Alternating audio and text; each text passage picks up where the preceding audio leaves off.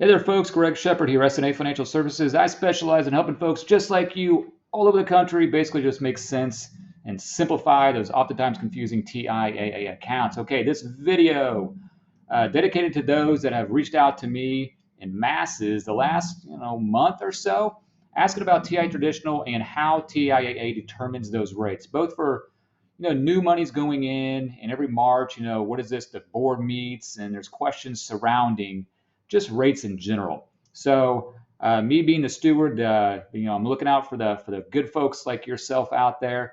I have a good relationship with Tia. I'm pointing to the phone right there. I talk to them on the phone all the time, and they're very cordial with me. They help me out quite a lot. So I reached out to them with a very simple question: how does TIAA determine rates every month, in March and all that fun stuff?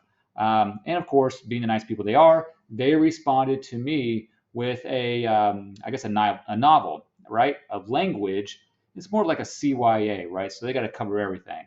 So we might get in some lag here with this video, so I apologize. So this is actually the second take of this video. The first video take, I was going to read that. I did read it verbatim, and folks, it put me to sleep. So I'm going to spare you the details. I'm going to try to keep you awake and not read that, and I'll probably just it's not that difficult, folks. And I'm going to share a couple things with you. So the simplest way to put it, how TIAA Traditional makes money is you put money right into TIAA Traditional. They, being TIAA, they put it in what's called a TIAA general account. They use those monies in the general account, which, by the way, is a huge general account. They use those monies and go buy things that produce more interest than what they're paying you and what their expenses are.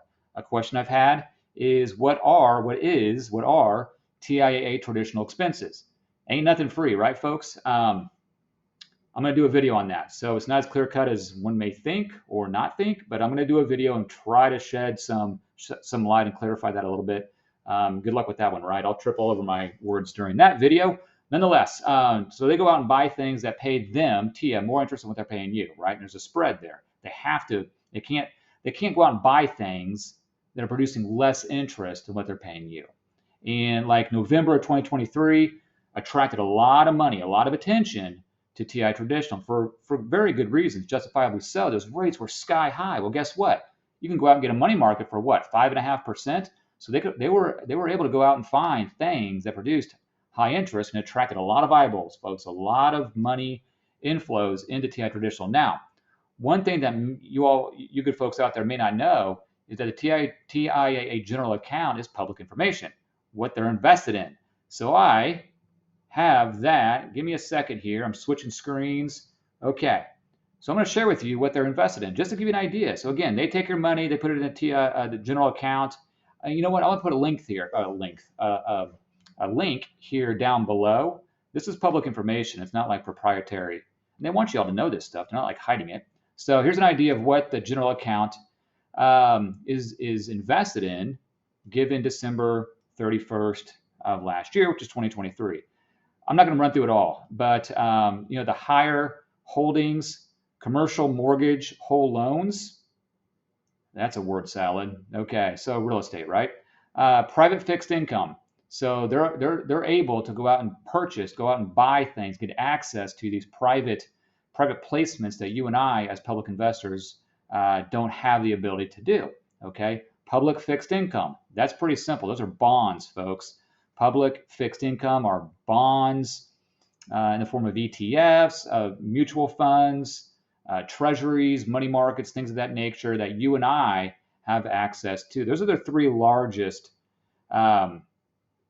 areas that they're investing in. Then it gets down to, the corporate, the investment grade, junk bonds, things of that nature. They're pretty heavy right now, at least December of 2023, in triple B, which are pretty aggressive. I'm not going to get into all the nuts and bolts, the nuances of bonds, but triple B rated bonds, 35% of the general account was in that. That's going to pay pretty high interest. Of course, they have to pay high interest to delve out, to dish out what they've been paying the last, year or so. There's some other information here. Again, I'm going to put the link down below. This is public information, folks. Feel free to click on it. And there's all kinds of information here.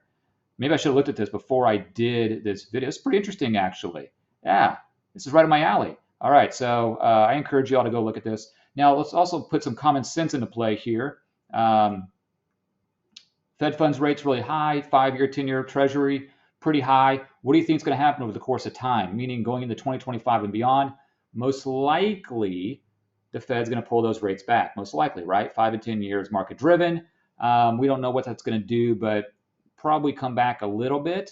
So it's going to be very difficult. Okay, I don't work for TIAA, of course. I don't have a crystal ball, but it's going to be pretty difficult for TIAA to keep paying these high rates on traditional if what they're going out and purchasing on the public space, those rates are coming down as well. Now, in the private space, you have access, they have access to things that are going to produce a little more higher yield, again, than what you and I can get, have access to. So that's going to help them out a little bit, but they're not going to put all of their money in private placement stuff because they have to have liquidity, okay? It's hard to get liquidity in private placement stuff, okay? That's why your TIAA Traditional has some illiquidity aspects to it, because they have to liquidate their investments as well in order to funnel out those monies to those that are needing liquidity, okay?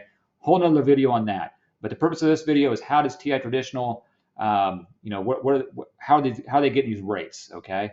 And of course, economic conditions change. That's why each month they choose to either keep those rates plateaued or they'll lower it or raise it just given economic conditions, okay? So hopefully that helps out a little bit. Again, I'm going to throw that link down below. Go out and check it out, folks. It's public information. That's the general account. So that's where your money is ending up, okay? And then they're investing that money for you and them as well. All right, deep breath. That's about all I got for this video. All right, folks, Greg Shepard here, SNA Financial Services. Hey, go out and have yourself a great one. All right, take care. Bye-bye.